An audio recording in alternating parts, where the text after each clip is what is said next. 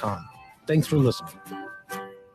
It's time to experience the amazing flavors of eatlocalminnesota.com. It's your key to unlocking the best local and independently owned restaurants in the Twin Cities. See how eatlocalminnesota.com can point you to that perfect one-of-a-kind spot. If you're craving barbecue, then don't drive too fast or you will miss Scott Jamama's Hot Barbecue, located at 3 West Diamond Lake Road in Minneapolis. Scott Jamama's offers mouth-watering baby back ribs, grilled chicken, and half-pound pulled pork sandwiches. The potato salad, spicy baked beans, and twice-baked potatoes should not be missed. More details at scottjamamas.com. Explore the award-winning, spirited Midwestern flavors at 30 Bales in Hopkins. Priding themselves as a scratch kitchen using the cleanest, most local ingredients they can source, join 30 Bales for lunch, dinner, or their scrumptious weekend brunch. Conveniently located at 1106 Main Street in Hopkins with plenty of free parking. See their menu at 30bales.com. With your AM 950 weather, I'm Brett Johnson. Look for clear skies tonight with a low around 51, Thursday sunny with a high near 82, and Friday a chance for rain with a high near 73. Nightingale off 26th and Lindale has patio, dining room, and bar seating available. Menu favorites include the famous Nightingale burger and fries, ginger tamari chicken wings, smoked chicken liver plate, and more. Plus, they still do takeout and delivery. Open daily 5 p.m. to 1 a.m. with a full menu till midnight. More at nightingalempls.com. Portions of the following program may be pre-recorded. The views expressed and the opinions given by the individual host, guest, random reptoid, or chupacabra may not necessarily reflect those of AM 950 Radio, its affiliates, or its sponsors. Now, it's time to step into the unknown.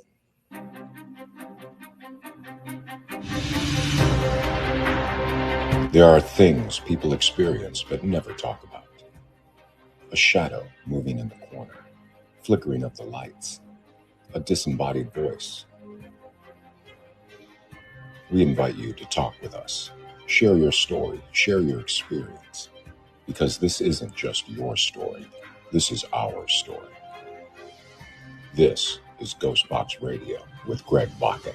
And this is Ghostbox Radio on AM 950, where every night we talk about the paranormal, ufology, Bigfoot, and so much more. My name is Greg Bakken, and thank you very much for joining me tonight.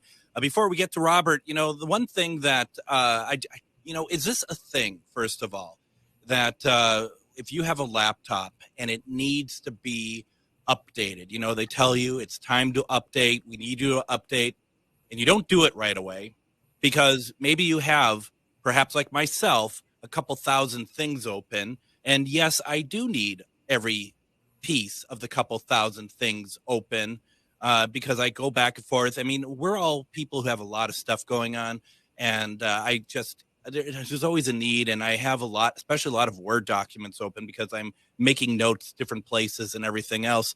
And then it kind of forces you to restart, doesn't it? This isn't just my imagination. That I'm pretty sure that Microsoft starts turning off stuff on your computer to force you to restart. An example of this tonight was I was doing a live on another network. I was helping out and stuff, and it wouldn't let me, I use StreamYard. For those who know what StreamYard is, it's a way to do live Facebook streaming. We use it at the station all the time. And I found that when I try to log into it, which is something that I do every day, it wouldn't let me. And there's no reason why it shouldn't have. It didn't let me. Logging in was fine, but having access to my camera, having access to my microphone were disabled.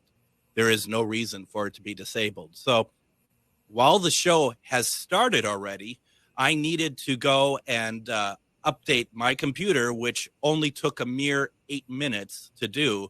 And what's even worse, it started updating my BIOS, which I really, I really don't know about that. I don't like that. And I don't like the fact that you have to do these, and in my mind, it feels like that they are kind of twisting your arm when it's like, okay, it's time to do it. Back in the day, we just had like discs or something to update, and now it's getting a little too much, I think, at least. I don't know. I don't know what anyone else thinks here, but it's definitely one of those things that I just really kind of annoys me, but whatever. What doesn't annoy me is the fact that tonight I have Mr. Robert Robinson with me. For those who have listened to this program and my other iterations of this show over the past 5 years, Robert Robinson had been on a number of times talking about cryptozoology, in particular, talking about Bigfoot, talking about his research that he has done, the books that he has written, such as International Legend Trippers. It's fantastic. His wealth of knowledge, everything that he does. And one of the reasons why I enjoy inviting him back, because he's a good person. He's very knowledgeable. He's not going to sugarcoat anything for you if you have something that you are curious about and it doesn't quite fit in with the research that he has spent many, many years doing. And I'm just very happy to have him on. Robert, welcome to Ghostbox Radio. Hey, Greg. Thank you for having me on. Oh, gosh, my pleasure. I'm so glad that we were able to get this to work. And, I had for poor Robert, I make this art for every program. I mean, it gets detailed, right? Some mistakes can be made, and I put on his art for his show for tonight. What I provided him had yesterday's date on it, so poor Robert thought he missed the program last night, and it's just like I just can't. I'm trying to make you fail or something, Robert. I don't know what happened, but I apologize for that. No problem. So one of the things I wanted to do tonight, and I don't know how well this is going to work.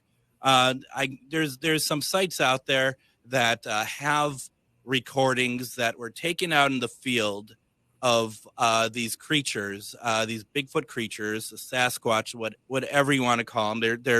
They're different names by different regions, and wanted to play some of these. I mean, gosh, first of all, Robert, once again, how long have you been doing this?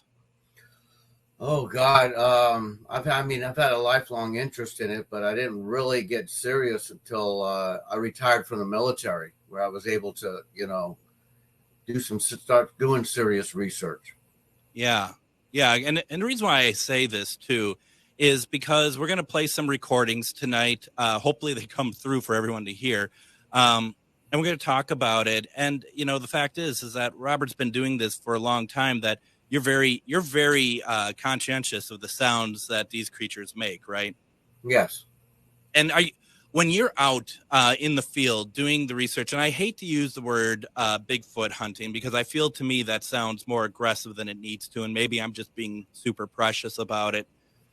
But I mean, how often are you getting any kind of audible response from them? And I don't necessarily mean like a tree knock, but if you're hearing the whoops and any sort of grunts or anything, is that something that's a common occurrence for you when you're out in the field? No, not always. I mean, sometimes you hear not much screams, but sometimes you can, you might hear something breathing, or you might hear something kind of grunting. But the howls and stuff are with me in my research, it's been rare. I mean, I have heard some. It's been a while since I've heard some stuff, but yeah. A lot of times you just kind of hear something rustling in the woods and moving around.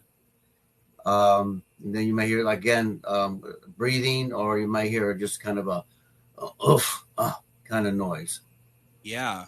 You do, and I have, and and that's the thing that I don't want to bore the audience again, because I've talked about this so much since it happened. But I kind of alluded to you, Robert, that we had been out in Kentucky, and they took us to a spot that had been a place of interest, and what we ended up getting was, first of all, the tree rustling, like something would follow us step by step. And when we would stop, and it was like two of us, when we would stop, the rustling would stop, right? Yes, I've had that happen. And that is not creepy or anything. It's a little bit off-putting, right? At least to me. You're probably like, oh, what are you talking about? But we've had a situation where in that same place that we saw something, and we know what's around that area in the sense of anybody coming into the area that shouldn't be there. We were in an area that had a long open path area, a long area. And I think it was about, I don't even know how far away it is. I see Shar on here. I don't know, Shar, how far away were we? And you know exactly what I'm talking about. And there's 3 of us in a row just watching. And all of a sudden, some bipedal creature steps out into the moonshine in an open area and just stops and looks our way. And I will remember, and all 3 of us who were not talking, all 3 at the same time, just point at it. And we're like, look at that. We is independent of each other. We just did that. That was our response. And I will never forget that. And it was, to me, the moonlight kind of it shimmered the fur on it. It was gray. To me, it looked gray, maybe like a blue gray because of the moonlight, perhaps. Mm-hmm. And later that night, it was part of an area that's created, that's part of an earthen fort, Fort Duffield.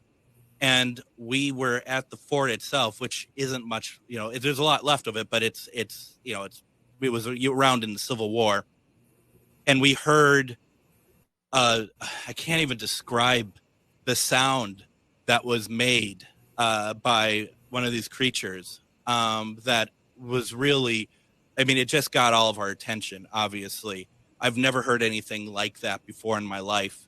And it was pretty intense, Robert. Wow. Yeah. And well, I say once you see this thing, it leaves a lifelong, an everlasting impression on you. It's something that will, the people that I believe have seen it. It is a life-changing event for them when they see this thing. The next night we were in a different. We were in Indiana. And I can't explain what happened because, once again, we're in the woods. And I got to send you some pictures, actually. We'll do that after the show about bending trees and creating what I thought were like nests, but they don't say those are nests, but they're structures. And we have this. We're back there, and we're trying to see what's going on. Robert, something put its hand on the back of my head and took it off. I don't know what that was because there was nobody around me. I'm a taller person. There was nobody my height nearby me. I thought maybe what I did, that I backed into like a branch or something. And I was going to be mad at myself because I'm pretty good at knowing what's around me, especially doing the paranormal investigating. There was nothing behind me. I can't explain what had happened there. Have you ever heard of anything like that? No, I can't say I've heard anything. I've had an individual told me that he was sitting down. He was out hunting, and he sat down underneath a tree, and something was throwing, I think, acorns or something at him. Yeah. I've read some incident reports where people have actually been struck by it. I think one story, the individual who was a teenager at the time kind of ran up on it, and I think he almost ran into it, and the creature kind of pushed him away. And I think I don't think the animal was attacking him as it was, in a defensive posture. The teenager running into him. Yeah. As far as touching, I know that, they put their hand through windows, open windows. But, I'm sure if I go back and look, I could probably find something. But right off the bat, I can't think of anything. it's just weird. It's just because when a hand puts itself on your head, you know what I mean? It's not it's not something that you can just be like, I wonder if that was like a bug or something. It's something that's very kind of tangible. But I just wanted to share that because, like you said, it is life changing. And for these people who are listening to the show, some who listen on a regular basis has heard this story from me more than they probably ever want to count, because it's just been something that we keep bringing up because it's something that we did not expect at all, especially at Fort Duffield. We did not expect it, but it changed everything, the way that we went forward. And they've done events over at Fort Duffield since, and they've gotten some really interesting things in that area as well. I mean, that's nice. Just outside of Louisville, Kentucky is West Point, where Fort Duffield is. Okay. Yeah. No, it's something else. So that's why I wanted to kind of talk with you, and now I am much more, I guess, more not in tune. That's not the right word, but more interested, perhaps, because there is that. Now it's kind of, this time it's personal, I guess. I don't know. We were over in Wabasha, Minnesota, which is south, and right on the Mississippi River. On the other side is Wisconsin, and we were doing some stuff over there because there's a lot of woods and stuff as well that we thought might be interesting. And I want to send you a recording. I keep forgetting to do so, of something that we can't place what this animal sound is. And maybe you might be able to shed light on it. And you might just be like, well, it's a duck or something like that. It might be something really mundane and simple, but we were really surprised by it. And I've been meaning to send it your way to get your thoughts on it, because once again, it was something that we just didn't expect. And we also got some tree knocking over there outside of on the other side of the Mississippi River. Okay. Well. So yeah, and we're going to go to break here in a minute. But Marcy was wondering, in your experience, Robert, are these creatures, are they curious? Yes, especially the younger ones. I mean, most animals are. I always tell people. A lot of people that I take out, when we go out looking for these animals, it's sometimes better just to stay in camp and let them come to you. Because I mean, if you go out walking around, they're gonna leave. They're gonna go hide. Yeah.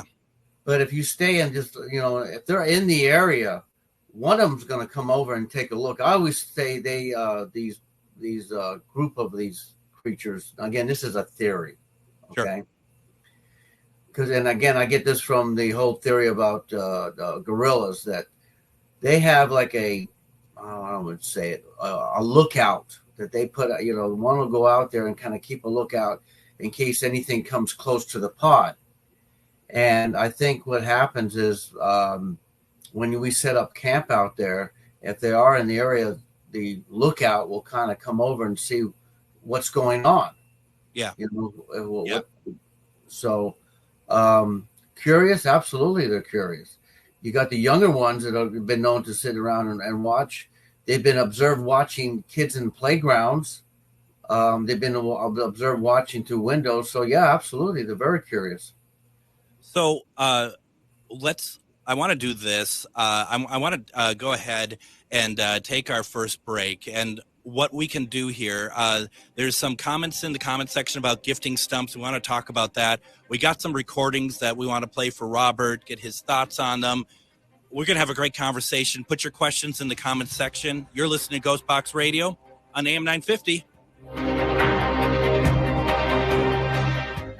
If you own a holistic or metaphysical business and are looking to expand, then you need to be listed on metamorphosisconnections.com. It's a network where you can grow with like-minded practitioners and reach new clients.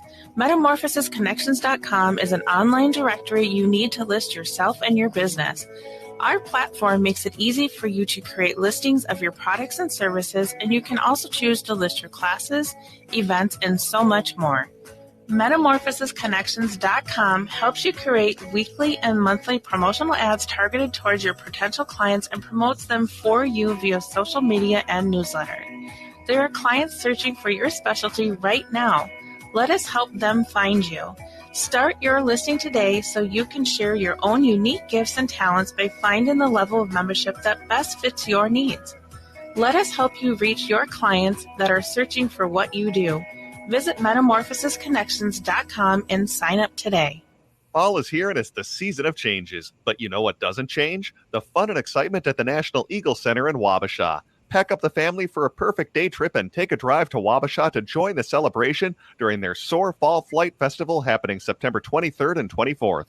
They're highlighting fall migration along the Mississippi River Flyway and celebrating Native American cultures and their connections to eagles. You'll meet the live eagle ambassadors, catch an exciting program in the beautiful Riverfront Amphitheater, and enjoy a front row seat to fall migration. You can explore Native and Indigenous cultures by visiting the exhibitor booths from Effigy Mounds National Monument, Indigenous artist Inkpa Manny, and Native American craftsman Dick Mindikowski. Plus, meet live birds from the Midwest Peregrine Society. Register for an unforgettable eagle viewing trip or behind-the-scenes experience and enjoy seasonal arts and crafts for all ages. It's a fall party with the Eagles, and you're invited. Get all the details online at nationaleagleCenter.org/soar and schedule your Eagle Fun today. Have you ever wanted to see a real Masonic Lodge or visit a beautiful hotel from the 1800s? Ghostbox Radio with Greg Bakken, Charvinity bring you a weekend of paranormal investigations in Rush City, Minnesota. Starting Friday, September 22nd at the historic Grant House and continuing into Saturday, September 23rd at the Jasper Masonic Lodge, we have a lot of options for you to join in on this event. Go to charvinity.com/event-list for full details.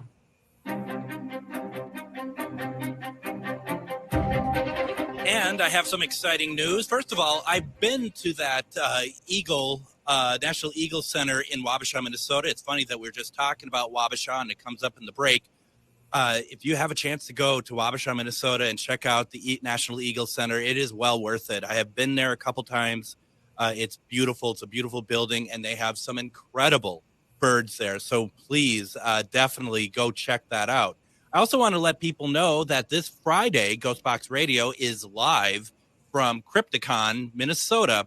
That's going to be held over at the Crown Plaza in Plymouth. You go to CrypticonMinneapolis.com. You can go there. You can find out which celebrities are going to be there. I'll tell you some of them.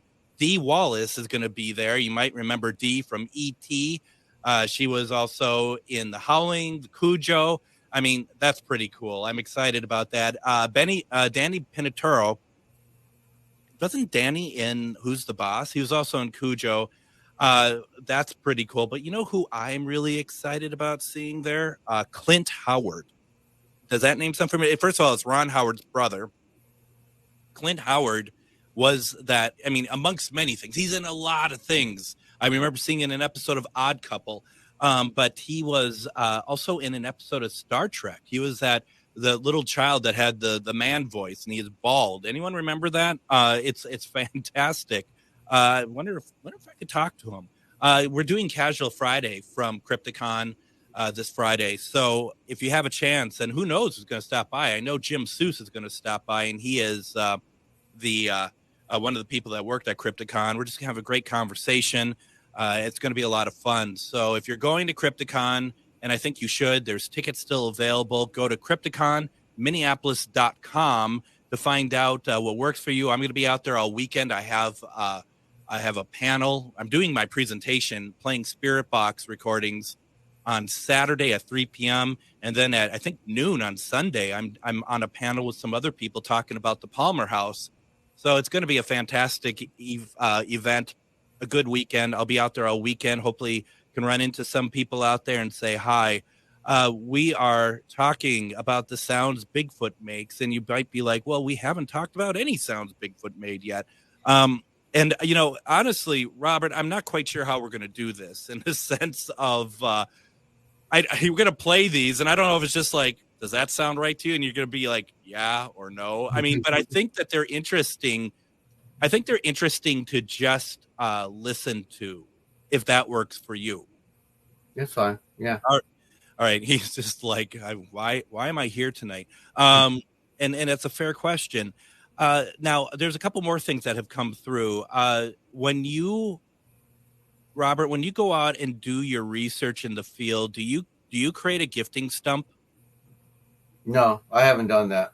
I know what you're talking about and stuff, and I know people that have done that with their house. They've left stuff out in their house and stuff. But I do know some investigators that have done that. I haven't done that. We did it in Indiana, and we like Zanzi did. We didn't put out the chocolate or anything. We did have some stuff out there, but what we did have out there was a granola bar. It was still wrapped. And like she said, she had feathers and fancy rocks. We had marbles that were kind of balancing on the stump itself. And we went away for a couple hours. Now, earlier that evening, we were in a picnic area. And it's just like you said, we only had, we didn't really travel far from the campsite. We went into the woods a little bit, but we kind of stuck to the campsite. And we had some Funyuns, a bag of Funyuns at a picnic table, and some raccoons came up and they took it and they ripped it apart, just like what you expect raccoons to do. The gifting stump, though, we left for a little bit, about 2 hours. We came back, and most of the stuff on the gifting stump was still there, except for the granola bar. And the granola bar, we found the wrapper on the floor, there's a floor on the ground. And, like we talked about how the raccoons just tore apart the Funyun bag. This was not ripped apart. It looked literally like someone had the bar and they took their nail and went across the packaging, like slid it open and took it out and put the wrapper on the ground. That marble I talked about was untouched. I mean, it was a very delicate operation. Most of the time that I know investigators do it, they set up a trail cam or some kind of a recording device to keep an eye on the area where they put some gifts. Yep. And I know a couple times where they left like apples and peanut butter and stuff, and the stuff came up. Then again, they've had some raccoons and some other animals come up and get it. I always wanted to suspend an apple on a rope where the raccoons and stuff couldn't get it. I just haven't done it. I mean, I've talked to friends of mine, Nick and them, about doing it. And to be honest with you, I probably need to go ahead and start doing that, because I've talked about it a bunch of times. And then set up our trail cameras in areas where, these things have been seen. Yeah. And that way it's kind of, how would I say it? What else can grab an apple off of a rope, And you can have that dangle pretty high because you're very tall. So yeah, you're right. And this, and you could do it where the length between, if you did it off a limb and the rope was tall enough that, like to your point, raccoons can't just shimmy down the rope to get the apple or whatever. They're not that smart enough to do that. No, I'm not that smart to do that. I mean, I've seen people do similar, and the animals come up from the bottom and they try to jump up and get it, and to no avail, and then they just kind of give up and go off. But I've never seen them get smart enough to go up the tree and come down the rope to get it. No. If you do that, please let me know. I'd love to know what you find with that. I think that's a fantastic idea. To do that. I need to do that. Like I said, me and the group I go out with, we've talked numerous times about doing it. I'll be honest, I don't know why we haven't done it. Now you've been a loss right now, because now you're talking about it. It's like do it. Just do it, Robert. We're gonna do it. We're gonna do it this time. Yeah, do it this time, how often do you go out into the field? Well, I haven't been in a long time, and because the weather down here in Florida has been extremely, extremely hot. Mm-hmm. And I have, I'll be honest with you, I have taken a step back a little from it to focus on my wife, because my wife has Parkinson's. Yeah. And she has been doing this furniture stuff, and I decided I wanted to help her, push, because she's been supporting me for a long time, and I just want to take a step back and support her. Yeah. She does enjoy camping. She does enjoy going out there. She's a fantastic photographer. I'm not sure how much she really believes in all this stuff, because we've seen some obvious hoaxing and some stories that are a little far-fetched. So she's on the border on that. She's a little bit more in the paranormal than she is in the cryptozoology, but she does go out with me, and she does keep an open mind. But she, if she doesn't think somebody's being truthful and stuff, she will call them out. When you're saying this, and when you're talking about that apple, and it's like, why haven't you done it yet? Robert, why haven't I had you on talking about paranormal and ufology? Because you're well versed in all of that as well. We never seem to talk about that. I love all that stuff. The paranormal, ufology, the unexplained, missing people, the Bermuda Triangle. That's, it's not just Bigfoot. Bigfoot seems to have been what it is. I enjoy going out in the woods, and I enjoy looking at for stuff, Bigfoot's an excuse to go out in the woods. I mean, not saying I don't. I think there's something out there, bottom line. Mm-hmm. But I also like going out there and, going into an old abandoned house and stuff with my wife and stuff, and looking at stuff. And we do know all the paranormal groups down here in Florida. Yeah. And, I'll be honest with you, we've actually talked about, maybe going out and checking out some, paranormal places and stuff versus, doing the Bigfoot, especially when it's really hot, and you're too hot to go in the woods. You're in the swamp. What are they called down there? Skunk apes, or? They call it the skunk ape. I kind of, it's traditionally called the skunk ape. Dave Shealy kind of, popularized that term, but it was actually used a lot longer before he ever used it. I mean, it was called the Everglades ape. Mm-hmm. And some people just, never really associated it with Bigfoot till the Patterson film came out. And then people started, hey, we got one of those down here. And then a gentleman, last name Osborne, in 1971, when him and two other guys were out in the Big Cypress Swamp, saw it. And when they were interviewed, he pretty much animately said it's a skunk ape. Yeah. So the name stuck. Some investigators don't like it. Ramona Clark Hibner in the 70s hated the term, and she actually called it the Yeti. She liked the term Yeti. Yeah. Some people refer to it as Bigfoot. Some people refer to it as a swamp ape. I'll be honest. It's the skunk ape because that's pretty much people refer to it down here in Florida. I prefer the term swamp ape. Yeah, it's got a better ring to it, because up in Texas they call it the wood apes. So here in Florida we have the swamp apes.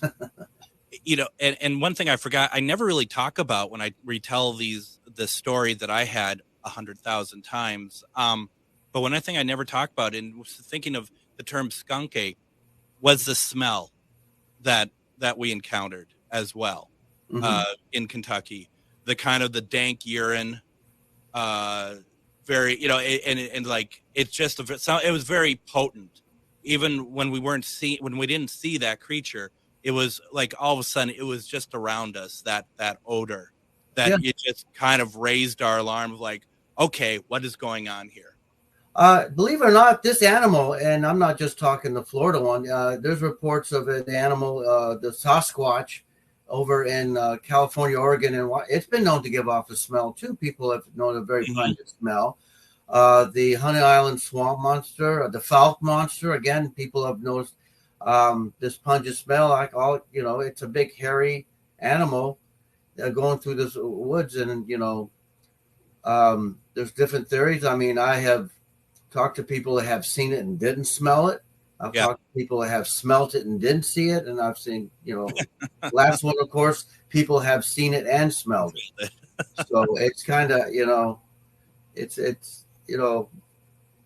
well, it could be anything. It's been known to give off a pungent smell. Now, what is the name of that site? Because Marcy's asking the question. She's like, I've heard that there's Bigfoots in Sierra National Park. Has anyone investigated there? My guess is that if someone knows that there is a creature, they've investigated it. And there is a website that you have talked about before that kind of tracks where people have seen sightings of these creatures. Well, the best one is Matt Moneymaker's site, the BRFO. He has a very, very comprehensive and probably the best one database out there of sightings, not only in the United States, but all over the world, too. Right. And he does have a team of investigators that goes out and when a report comes in, and they'll go take a look at, unfortunately, some of the reports that come in, the person, is telling a report of something he saw like 10 years ago. Yeah. So that's kind of hard to investigate it. But, like I said, the BRFO is probably, in my opinion, one of the better sites out there when it comes to, doing research and looking. Because I tell people, when you're going out to an area, go to the BRFO, see if there's been any activity in the area that you're going before you go out there. Do you feel that it's, and we're going to get to some sounds here in a second, but do you feel that it is, if you're looking and you don't see a report of a sighting, do you feel that it's maybe not a place that you should go and look, or do you think that that's more of like a kind of a lost opportunity and that you should go and check it out? Me, I only go to where I've been told or read where there's been some activity, because there's a reason why the animal's out there. Now, you can find an area close by where this, there may been some sightings, and you look over and say, well, look at this wooded area over here. Maybe it's, gone over there. I have done that. I've actually looked over at this area and say, well, look, there's a creek going through here. I wonder if this animal is traveling the creek. It was seen going in this direction.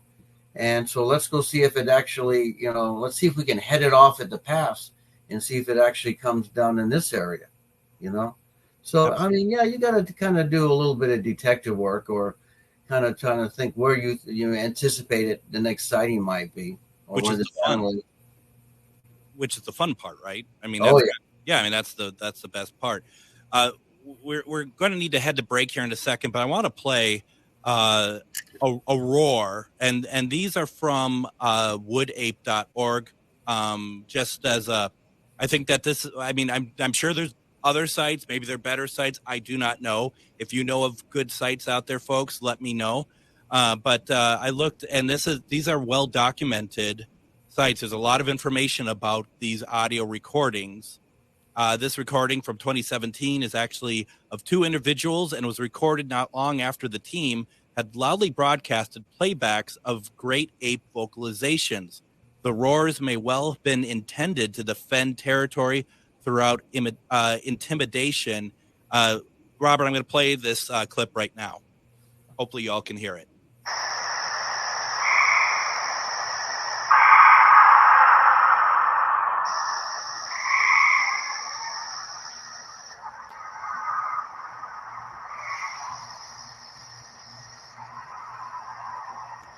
Well, that's frightening. I'm going to play it one more time. I hope everyone can hear it. If you can't hear it, I know you can hear it over the air, but if you can't hear it through our streaming, let me know.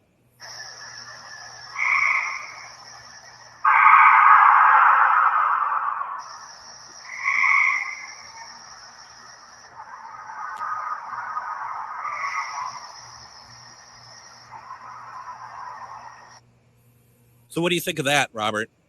Sounds like an eagle screeching to me.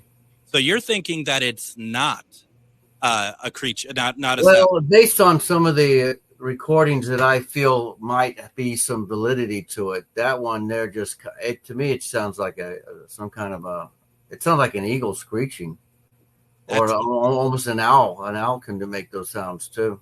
And that's one of the things, because as we alluded to earlier about our sound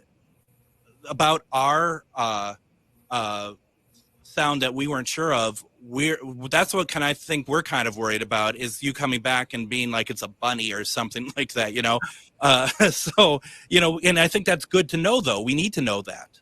Well, I mean, you got to put it out there, and there are, I am no expert, so please don't think I'm an expert on any kind of animal sounds. I'm just, telling you what it could be. I'm happy to know what you think. Yeah. And it's funny that you think it's an eagle, and we just, played that commercial for the National Eagle Center. I don't know. Maybe this is all just one big marketing ploy. I don't know anymore. It's not. It really isn't. Well, okay, let's do this. We're running late on break here. Let's go ahead, take our second break. We're going to play more of these so that Robert can tell us it's not Sasquatch at all, which is actually what I want to know. Let me know what you all think in the comments. Any questions or anything, you're listening to Ghostbox Radio on AM 950. Have you ever wanted to see a real Masonic lodge or visit a beautiful hotel from the 1800s? Ghostbox Radio with Greg Bakken, Charvinity, bring you a weekend of paranormal investigations in Rush City, Minnesota. Starting Friday, September 22nd at the historic Grant House and continuing into Saturday, September 23rd at the Jasper Masonic Lodge, we have a lot of options for you to join in on this event. Go to charvinity.com/event-list for full details. Hi, this is Todd from 30 Bales on Main Street in Hopkins. My co-founder Tom and I developed our restaurant to celebrate everything Midwestern cuisine has to offer. Our upbeat neighborhood gathering place brings together bright personalities, bold recipes, clean ingredients, and craft spirits that play with unique flavors of the Midwest. The menu at 30 Bales is inspired by seasonal ingredients grown close to home. Find us across the street from the Hopkins Center for the Arts at 1106 Main Street with plenty of free parking. Go to 30bales.com to learn more. Reach your highest level of consciousness and well-being with metamorphosisconnections.com. Metamorphosisconnections.com is an online directory of the best holistic and metaphysical practitioners to help you make your most informed choices. You can search metamorphosisconnections.com for classes, events, wellness and life coaches, plus metaphysical products and shops. You can also search for a wide array of healers from all modalities, including EFT, sound healing, energy healing, light therapy, ancestral healing, shamanic healing, reflexology, past life regressions, hypnotherapy, yoga, and more. And if you're not sure where to start, the search feature on metamorphosisconnections.com is tailored to help both those who know what they are looking for and those who are just starting. Come explore the possibilities for your higher self by visiting metamorphosisconnections.com. Their experienced practitioners can guide both beginners and those that are already on their spiritual journey. That's metamorphosisconnection.com, your link to direct you on your spiritual transformation. With your AM 950 weather, I'm Brett Johnson. Look for clear skies tonight with a low around 51, Thursday sunny with a high near 82, and Friday a chance for rain with a high near 73. Nightingale is your cozy, comfortable neighborhood bar and destination restaurant serving delicious food and drinks. They have a menu comprised of snacks, bruschettas, and small plates designed for sharing but is sure to satisfy your appetite. Plus, they have thoughtfully crafted cocktails. Find details at eatlocalminnesota.com.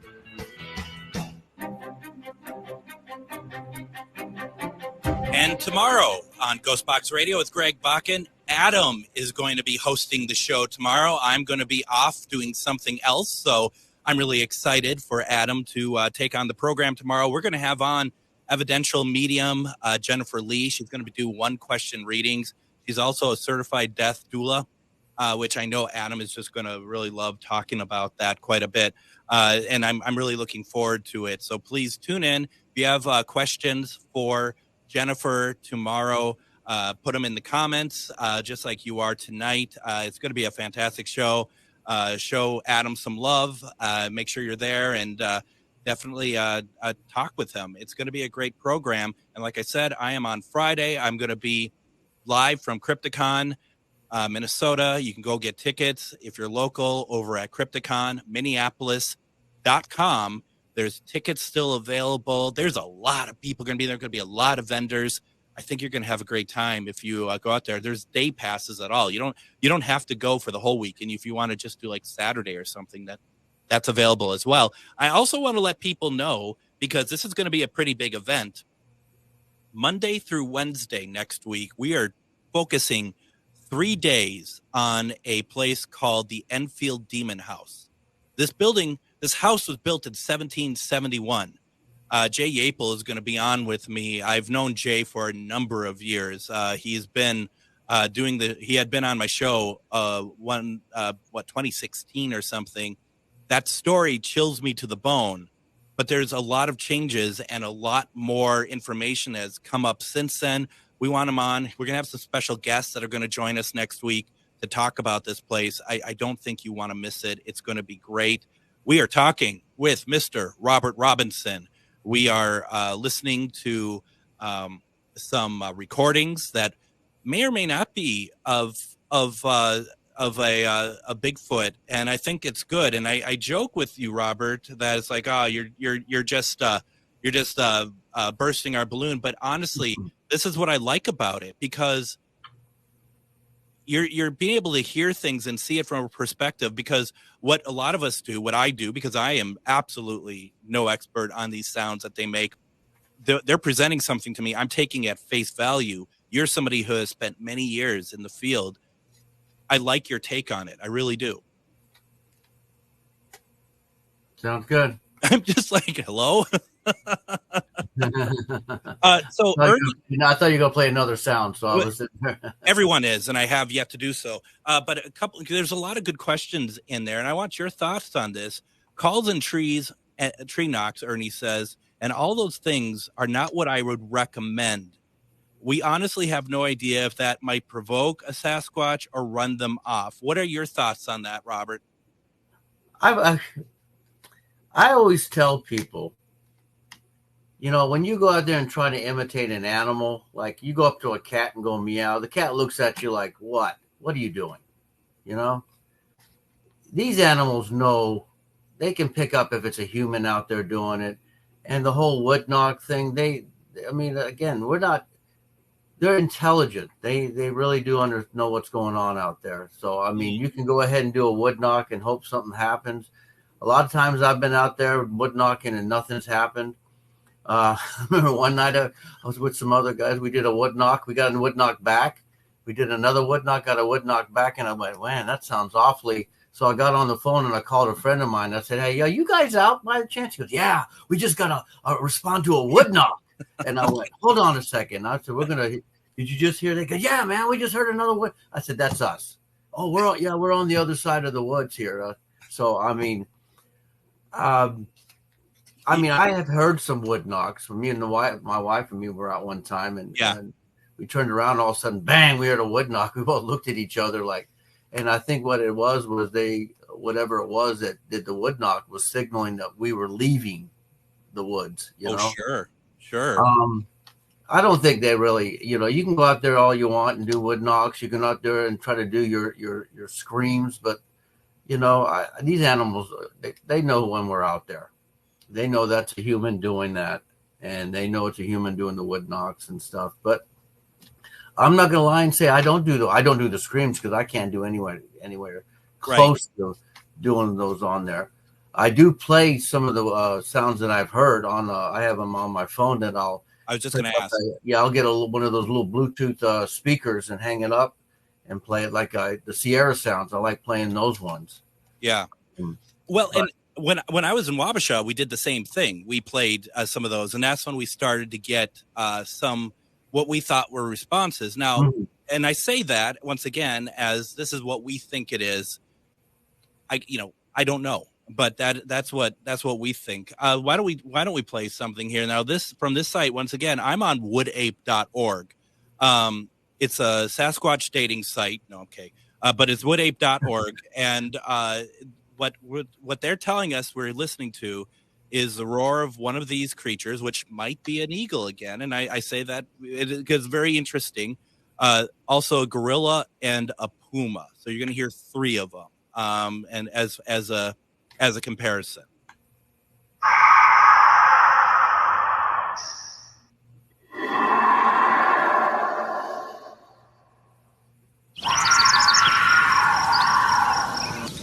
So what we just listened to was a roar. What they're telling us is the roar of a of a Sasquatch Bigfoot, a gorilla, and a puma. So I'm going to play that one more time for everybody.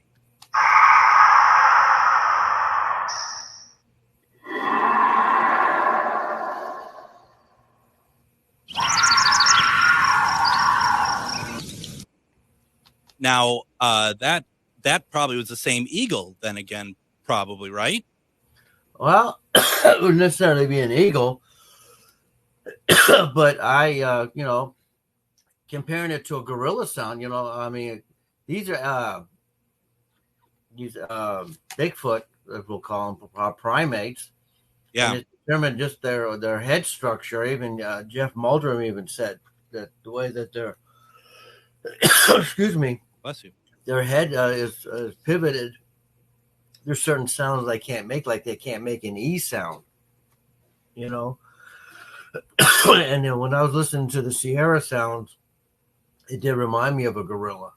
So I just picture a deeper, more of a, Yeah. Yeah, because this what they're playing here is more of like a screech. Now that you have mentioned the eagle beforehand, to me that seemed like what we're hearing is more of a screech. Some people go out there and they hear. I mean, I can tell you one time, but really quick. I was out there. I don't remember who I was with, and I heard this weird. I was in Pennsylvania. Heard this really weird noise, and the first thing popped in my head was, "Oh my God, is that a Sasquatch?" Mm-hmm. And the person next to me go, "That's a deer giving birth." And I was like, "That is the most weirdest sound I have ever heard. I just can't imagine a deer doing it." He goes, "Well, that's what it is." So there are noises out there that, a lot of us don't know. This individual I was with was an avid hunter who's been out there all the time and knows what's out there. But, in the same aspect, he's also a researcher as well. So he thinks that they're. But he's one of those people that if he knows what the sound is, he's not going to sugarcoat it or have you believe it's anything else. He's going to say, no, that's a deer giving birth. No, that's an eagle. No, that's, and I'd rather be, I'd rather be around people that are going to be truthful about stuff than to, have me believing it's something when it's not. Well, and that's the only way we're going to learn, right? Yeah, correct. Because that also makes you look foolish around other people. Right. You're up there. Yeah, that's a Bigfoot. And he goes, dude, have you ever been in the woods? No, that's a deer giving birth. You need to get out in the woods more. If you did, you would know that. So, yeah. And, I wouldn't know. I wouldn't know what that sounds like. Now, I think the best place you could find Bigfoot, like, because it's nature and stuff, is in this damn studio that I'm in right now. As you're talking, Robert, some big old spider just just on a web went down right in front of me into the back of the board, and now it's loose. And this is not. If you start seeing me smashing the equipment, it's because I'm trying to get it. It's really this is very unfair. The conditions that I have to do this show on, Robert, are appalling, and you need to know this. Especially if something happens to me here. Why don't we play another one? Whistling. Yes, that's I real quick. I am an avid believer about this animal being able to whistle, which separates it from a bear or any other animal, because bears cannot whistle. They can't move their mouth. They can't form it, right? Right. Whereas I have read, there was one gentleman, an Italian climber, and he went looking for the Yeti, and he wrote a book about it, but he also just goes into a section where he had something following him, and it was whistling. And then later on, he goes, I think it was a bear. And I went, bears don't whistle, So exactly. And I do believe that these animals do have the ability to whistle. Let's play this. We're already out of time. Let's go ahead and play this and see what you think. I'm going to play it again. What you think of that? Sounds like a human. What and we have about less than 2 minutes left. What does the whistle sound like? You don't have to. Well, I tell you, I wish I had I do have the Sierra sounds, but I have it on a cassette. But if anybody ever goes on YouTube and all that, it's called the Sierra sounds. Alan Berry and oh God, I forgot the other gentleman's name. He's gonna be so pissed off if he's listening to the show and no, I can't remember his name. But they were out, and Alan got them decide, and they were, Alan took it and gave it to scientists to listen to, and it was played on In Search Of. It was played on Mysterious Monsters, and you can hear it making some growling noises, but then you can also hear it making some whistling noises too. Yeah, thank you, Ron Moorhead. Whoever wrote that, thank you. Thank you, Tim. Ron's not listening to this because I've messed Ron's name up before. So, but anyway, yeah, he's used to it. But the sounds that they brought back, again, they've had them tested, and they were determined not to be human. But again, it's and the animal itself is making different kinds of noises, and I mean, it's really neat to listen to.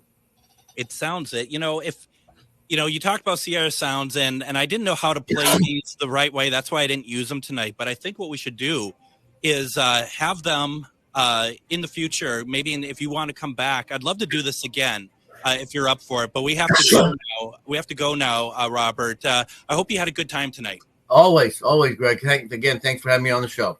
My pleasure. And tomorrow, Adam's going to be here. We're going to have evidential medium Jennifer Lee. Have a good night, everybody. Standing Up to the Hatriots, the David Pakman Show, weekdays at 2 p.m. on AM 950 KTNF St. Louis